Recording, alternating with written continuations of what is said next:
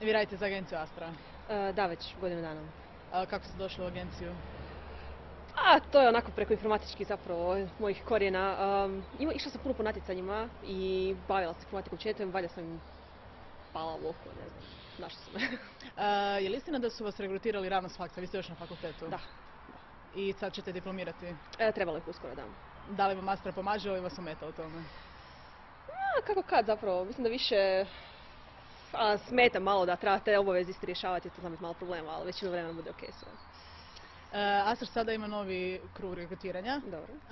Opišite nam nešto o vašem selekcijskom postupku kad ste došli u Astru.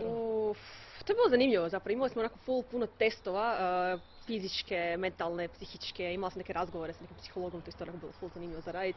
Imali su testove inteligencije, zadatke, kako je to bilo onako 2 tjedna valjda tog svega skupa, ali većinom generički, ja bih rekla zapravo. Bilo je jako puno ljudi kad ste vi testirali. Mislim da, bilo nas je dosta. Vi inače poznajete nekoga u Astri tko radi? Ili... Znam dvije agentice i znam Petra, ali dobro, to je... Petra? Petar, to je kolega s kojim smo imali situaciju nedavno. Vi ste rješavali tu situaciju ili... Da, dogodila se provala i... Dobro, papiri nisu nestali, to je dobro, ali trebali su biti kod mene. Da, bilo je problema i morala sam mu obrisati pamćenje i to nije baš nešto...